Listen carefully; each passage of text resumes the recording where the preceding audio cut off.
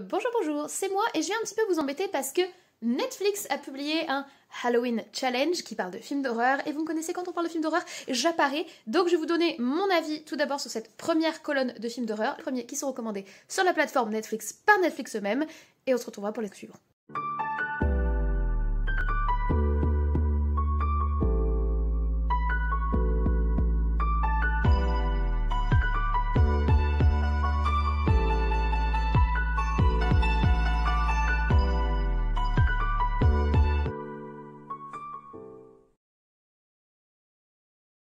Et on est donc parti avec, pour le premier jour, Conjuring sous l'emprise du diable. Honnêtement, c'est pas le Conjuring que je vous aurais recommandé pour commencer le mois. Moi, je recommanderais plus le premier Conjuring, qui est pour moi le meilleur de tous. Sous l'emprise du diable, c'est le dernier, il me semble, qui est sorti. Je l'ai pas détesté, mais en soi, ils se sont inspirés d'une histoire de fait réel que je connaissais personnellement déjà. Du coup, j'ai eu aucune surprise en découvrant le film. Et la fin est assez cliché. Sans que les précédents Conjuring soient particulièrement originaux, celui-là, je trouve franchement pas que c'est le meilleur. Ensuite, il nous recommande Miss Peregrine et les enfants particuliers, et pour le coup, je trouve que c'est un film qui est injustement mal aimé. Alors, je suis totalement d'accord avec vous, hein, c'est pas le meilleur de Tim Burton, mais on retrouve la patte du réalisateur, on retrouve cette ambiance très Halloween, l'histoire de Miss Peregrine. Alors, personnellement, j'ai préféré le roman à son adaptation, mais ça reste une histoire qui fonctionne bien, et puis on a quand même Eva Green, l'actrice la plus charismatique de sa génération, ou moins l'une des actrices les plus charismatiques de sa génération, qui incarne très très bien Miss Peregrine. Je trouve que tout ce qui a été fait au niveau esthétique et au niveau de l'ambiance est sympathique, et on est sur un des rares films à l'ambiance horrifique Halloween qui peut être vu en famille, donc pourquoi pas. En troisième film, il nous recommande Barbare, qui était précédemment disponible sur Disney+.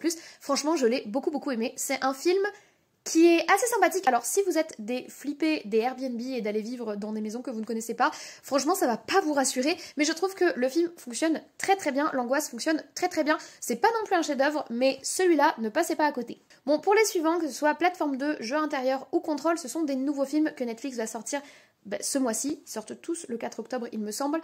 Et j'ai pas grand-chose à dire dessus, je ne les ai pas vus. À part Plateforme 2, que j'attends avec inquiétude, parce que j'ai beaucoup aimé le 1. Si vous n'avez pas vu le 1, je vous le recommande. Bon, ça parle un petit peu de cannibalisme, mais ça parle aussi de la hiérarchie sociale qu'on a dans nos sociétés, qui est ici imagée de façon métaphoriquement horrifique, qui fonctionne très bien. Donc je vais voir le 2 parce que je me demande sincèrement ce qu'on pourra faire de ce concept alors qu'un film suffisait et que le one shot se suffisait. Pour les autres, je sais pas encore, il me hype pas particulièrement. Ce qui me hype par contre, c'est de vous parler de Pearl. Pearl, c'est la suite du très bon film X. Alors pas X au sens X parce que c'est le titre du film. C'est en fait un triptyque. Vous avez eu le film X qui est sorti en premier, son préquel Pearl qui est disponible sur Netflix et que je vous recommande à 118%, et le tout dernier film qui est sorti en salle en juillet il me semble, ou en août, Maxine avec 3X. Alors autant j'ai pas beaucoup apprécié Maxine, autant j'ai beaucoup aimé X, mais je trouve que le meilleur des trois c'est vraiment Pearl. C'est un film qui est excellent, réalisé par Ty West avec l'excellente Mia Goth en personnage principal. Enfin franchement, passez pas à côté de Pearl, il est vraiment génial. Bon, après on enchaîne sur deux classiques pour Halloween, La famille Addams et Les valeurs de la famille Addams. Pas grand chose à dire de plus, vraiment archi classique, parfait pour l'ambiance très Halloween, très octobre, très spooky time. Et ensuite Annabelle, la maison du mal.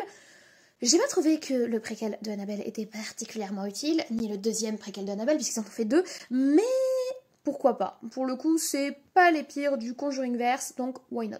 Alors là, par contre, ils me contrarient. En 11e position, ils ont mis Titan. De tous les films qu'ils nous proposent, c'est le seul qui a obtenu la Palme d'Or. Et c'est un des films que j'ai le plus détesté de ces dernières années. Si vous me suivez sur la chaîne, vous savez que je déteste pas beaucoup de films. Mais alors, Titan, j'ai vraiment eu le sentiment qu'on se foutait de moi.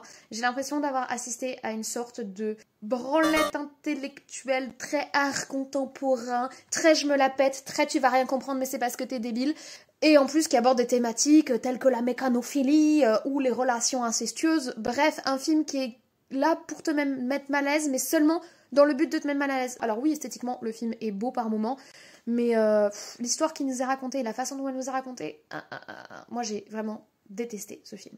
On passe sur de l'humour avec Shaun of the Dead. Je pense pas qu'on présente Shaun of the Dead, c'est vraiment l'humour à l'anglaise. Je suis pas ultra fan de la trilogie Cornetto, je crois que c'est comme ça qu'on l'appelle, mais ça reste un bon moment à passer en salle. Et alors là, on n'est clairement pas pour les âmes sensibles. Ah non, autant pour moi, j'ai cru que c'était le film Délivrance, le film absolument horriblissime, mais c'est THE Délivrance.